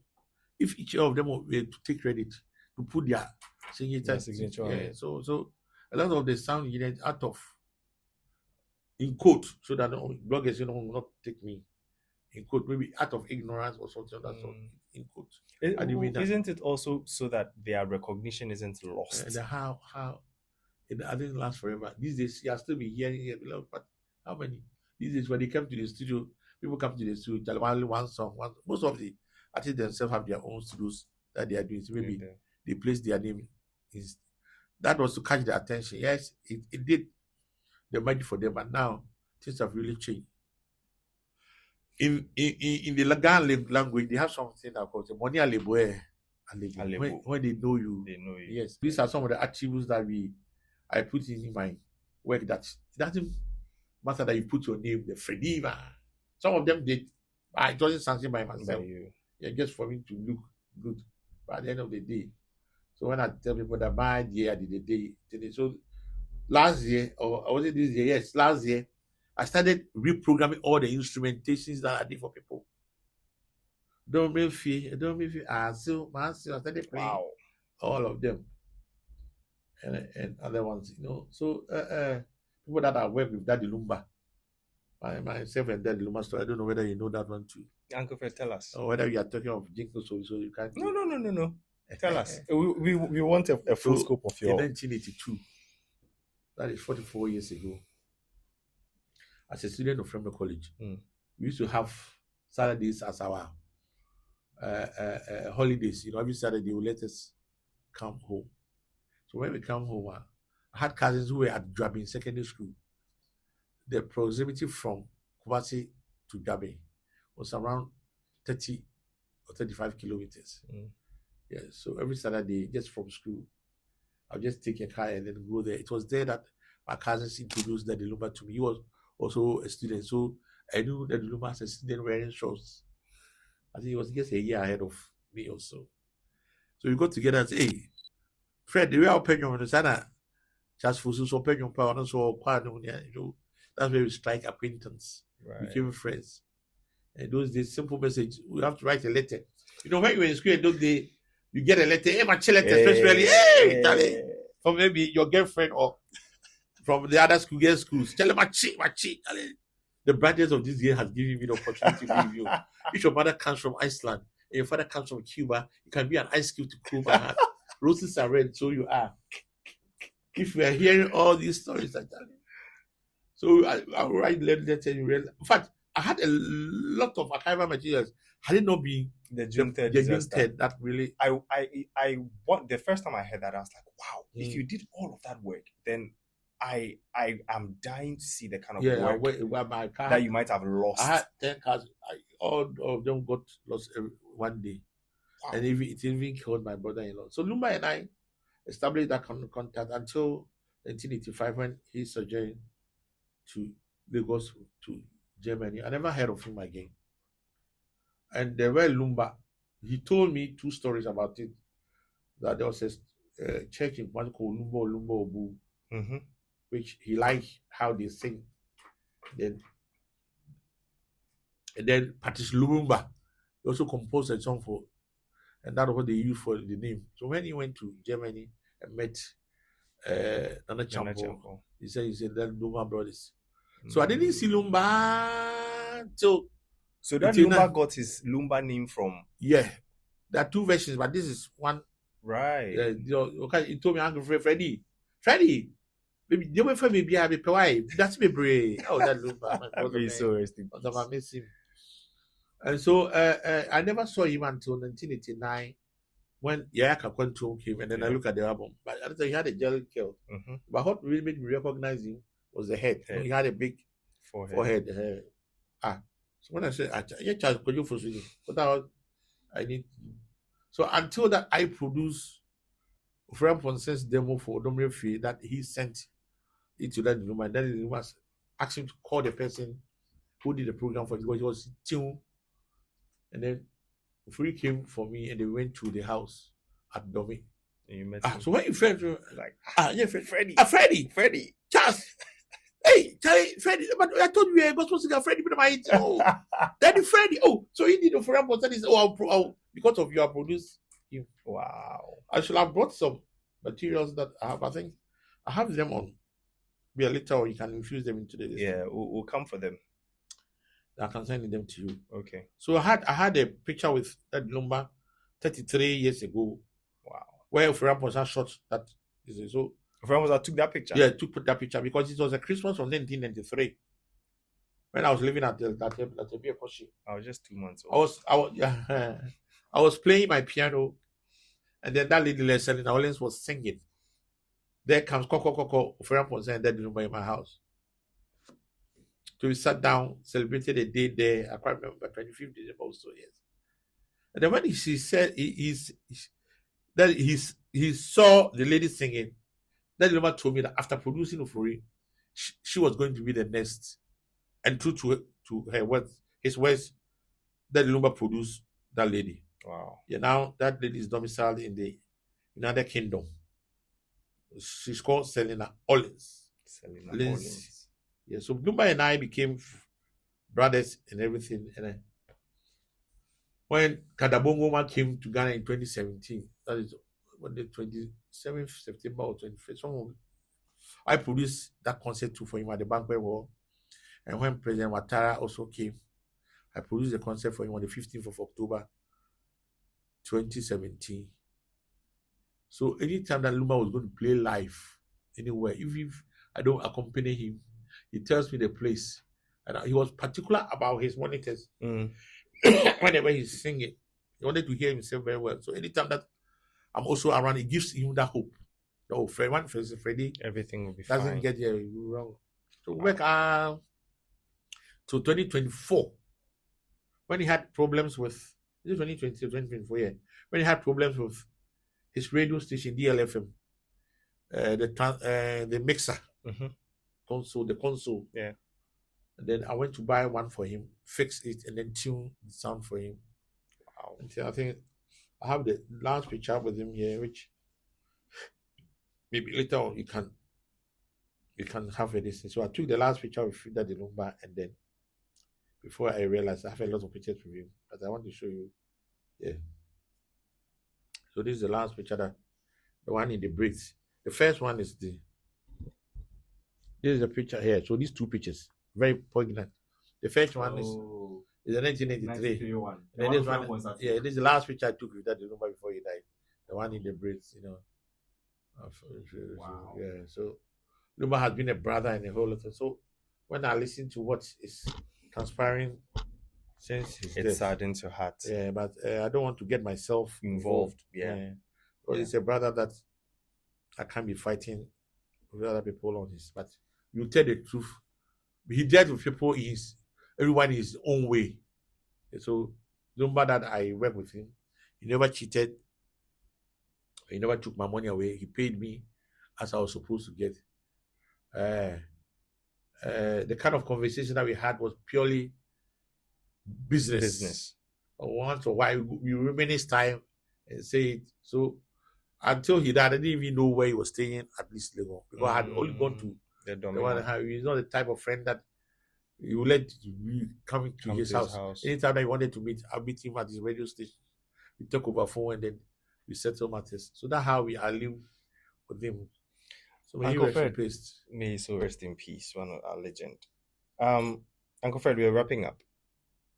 And my last two questions to you, and I'm going to prefix it with, I don't mean to bring back sour memories, but on June 3rd, 2015, Mhm. you suffered a huge loss. Yeah, As you've mentioned earlier, you lost 10 cars. You lost a lot of things. I lost. And then my brother-in-law even died.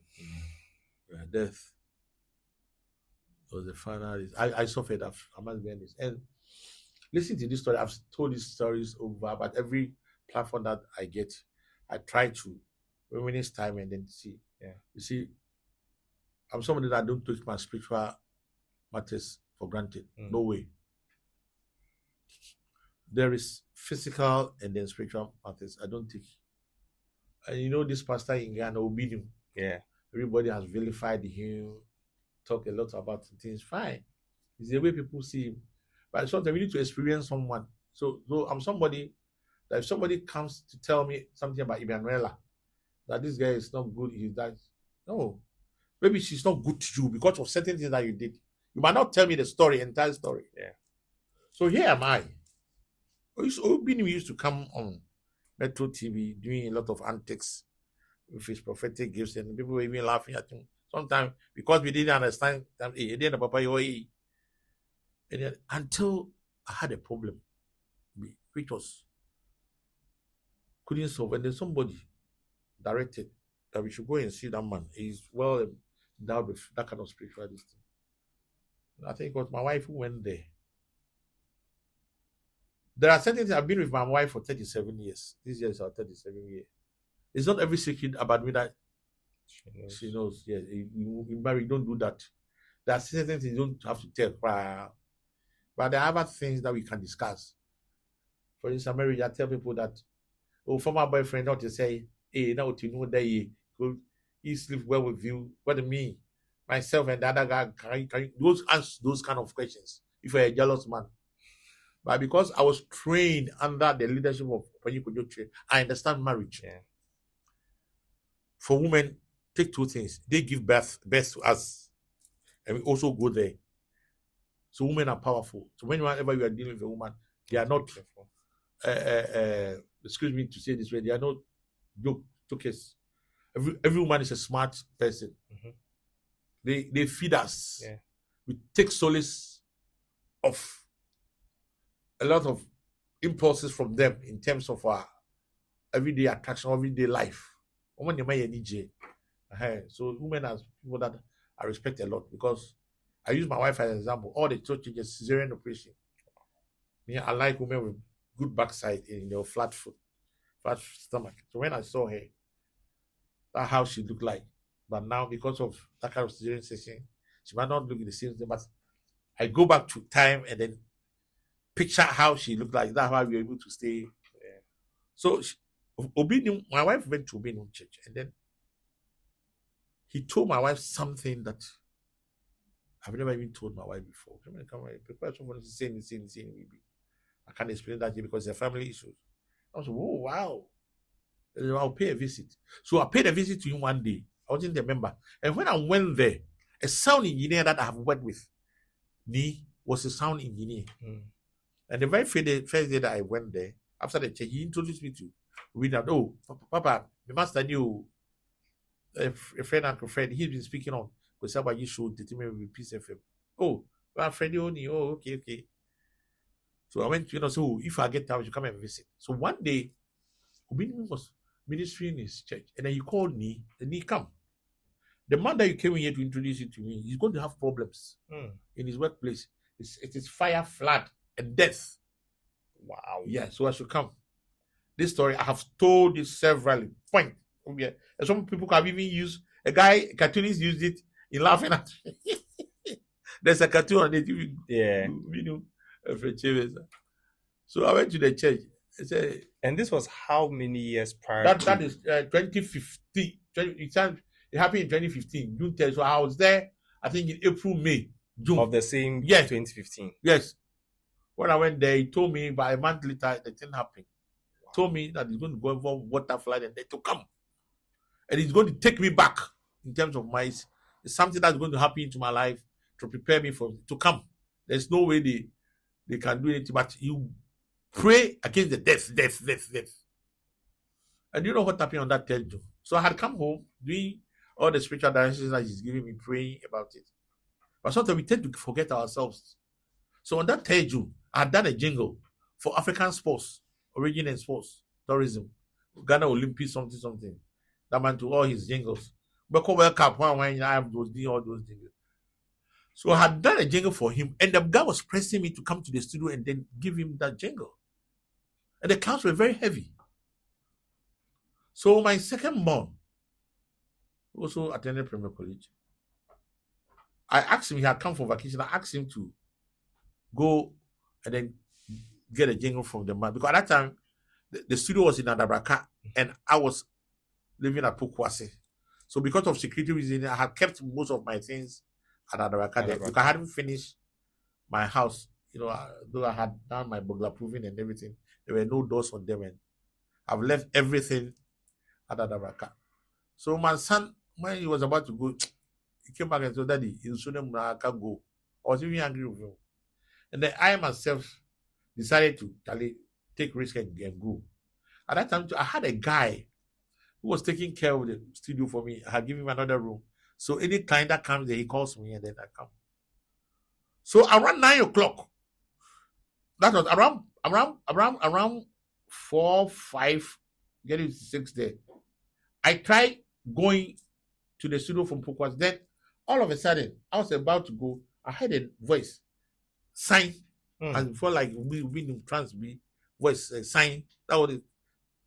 Stop or get stop. Sign. Right before you left home. Yes, I was about to Adabraka. I heard the voice, sign, and then I got shaken by that voice and then came to sit on my couch thinking of the next action. My wife too had gone to town. So she called me and told me, Fred, Kojo, don't come. The clouds are very heavy. And then I said, only for me to get a call around 9, 10 there. My guy called me, Uncle Fred, where are you? Fred, because I had told him I was coming to the studio.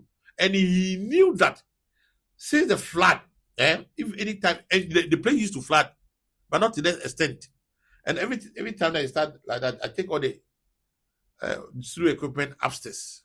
So he knew that the way the waters were gushing, in definitely I'll be in the studio trying to take my thing, rescue some of the things. Uncle Fred, why? I'm saying I'm in Poko. I said, thank God. Uncle Fred, your studio is gone. So when I show you the picture here, I had bought brand new instruments. I was going to do a program with Global Media Alliance. We are bringing a program called the Mike Egan Show. Uncle Mike, wherever you are dead. So may you rest in peace. So I was the lead. This is for me to go and buy instruments and to augment my my fleet of equipment. For this, so just take a look at this one. You see my keyboards and the water. The water had even come down. I don't know. Yeah, so the guy called me, everything that I've worked for, my school certificates, everything, all the cover materials, the one who friend person was pounding, my wife's fufu, a PhD brushing his teeth, Dasibre Jamina sleeping there, he and Bullet, all of them sleeping at my place. Every cover material, when I was recording Dasibre's original Koko song, all those cover materials, all of them gone. Plus all my cars. So see them. Have you seen some? So my keyboards, all the brand instruments that I bought, sadly, I lost everything. And then my brother-in-law, who used to live in the house, died from the after effects of the listen. So when he came and then a week later, I had to go to Minim's church to give a testimony about what really happened. Everything that he told me came into ditto. So I now decided to fellowship with him. And then he said, I will go into troubles. A lot of people will promise me to come and help. They will not help. They will not.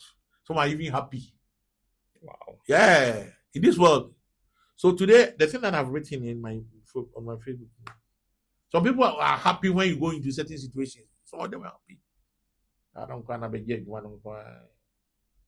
But when you go to the market, the same marketplace, all the tomatoes, sellers, vendors are all lined up. One of them bypass the other. Everybody has. So a lot of people have been here. Today too is my turn. And today when I was coming, you saw the kind of Abeiku Dadson for me to get angry and don't come here.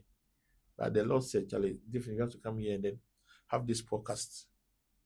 So I started worshiping with Fredyma, and then he accommodated me in his house for 3 years, paid my son's university fees, made me the manager of OBTV, the programs manager for OBTV, and even decided to buy a car for me. And that one too, the challenge also came there. A lot of the guys sabotaged me, told me a whole lot of stories. That as I've come to work, there's no work. I'll finish my days and maybe I'll be just taking a nap. They'll take a photograph of me and go and show it to Winnie that may buy me that. Oh, yeah. But the man knew my heart that I was a very good person. But in order to, to have peace of mind, he asked me to leave the place of work and then go to my house. But as I left for 3 years, he was still paying me, and I was not even working for him. So me and Obinu there, we are like twins, and he's a very good man.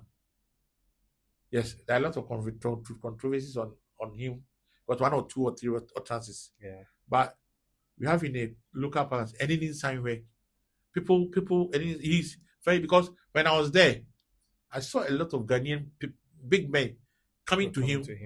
Yeah, and they say people, when they, big men, when I say big men, I come, they'll come. And every kind of solutions that he preferred, which came to pass. So he's one of the pastors that I don't joke with at all. I don't joke with his prophecies. Never, and I will never. God has given him that kind of gift. So sometimes, maybe the over embellishment of certain things, some of them, we wish he wouldn't have said that, but he said, the man of him. So sometimes we leave him for people to also throw him.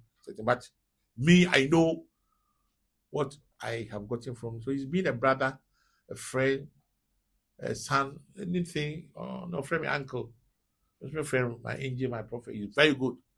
He's spiritually endowed. The new one, the Ankasa. Yeah, he sees things.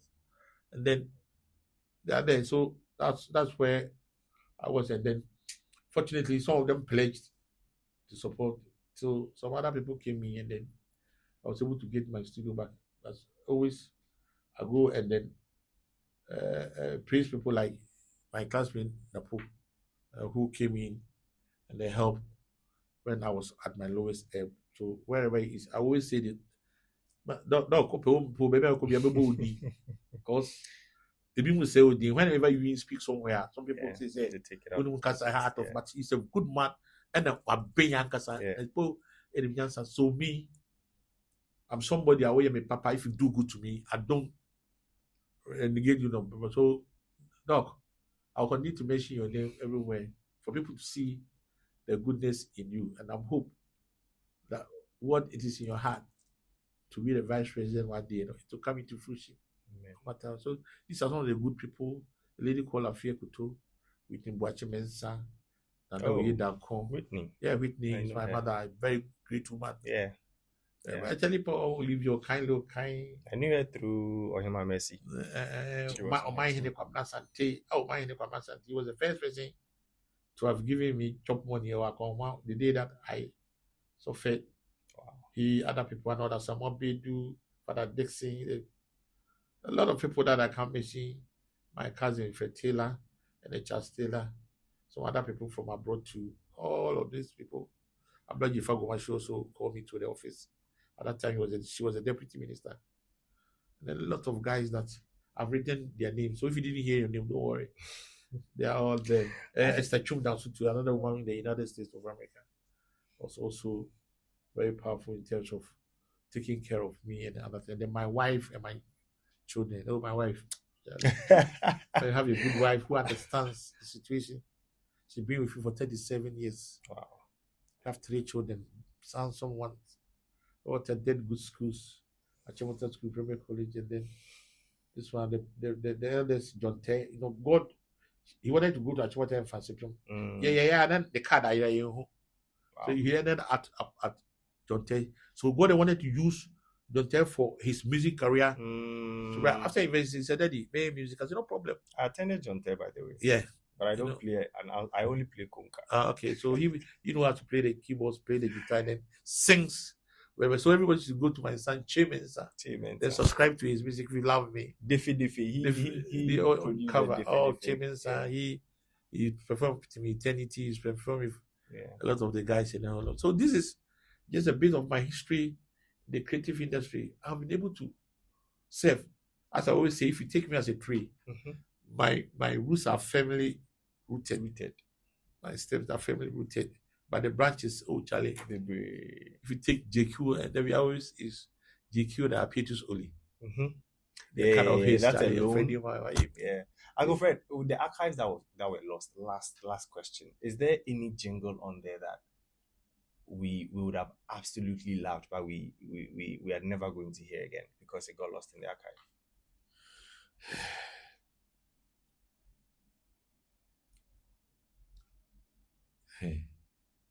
Maybe tear crowd. I'm sorry, Uncle Fred. Yeah, because I'm sorry.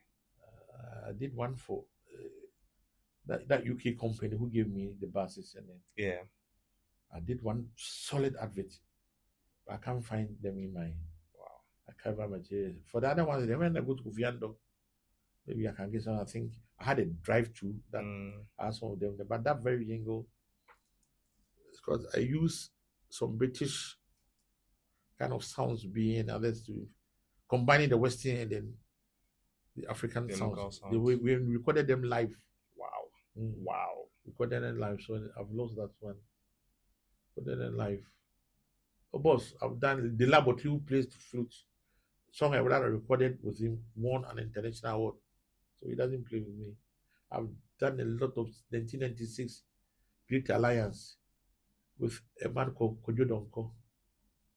He brought Mary Japan to me. There was a song, maybe you guys know me. Say, that song was a hit in the 70s. That man composed that song. He was a diplomat. All the work that I did, we know more. Kiki Jan, fortunately, Kiki Jan of Civisa, as of now, I'm the only person having a song from him. Kojo made me record his songs. Produced him in 2004. We finished on the 10th of June, and then he died 14 days later. So the music has been with me. I've been a bad boy. Now I want to be a good boy. So Kiki Jan has that song of me. I wanted to release it on the 20th anniversary of his death, but you didn't get clear. because I'm thinking of the copyright issues that somebody will not come and tell me that he's not alive, and then I think so maybe I will donate it to the archival this thing of GBC.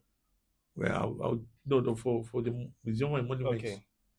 That people can his picture will be there, then people can access that kind of music. So in a simple form, this is Fred Kyei Mensah that they call Kochi, a man from Agogo Santiago, who never knew that he was going to be that big to empower a lot of people in the creative industry. Something that was a hobby turned professional. Has become a legacy.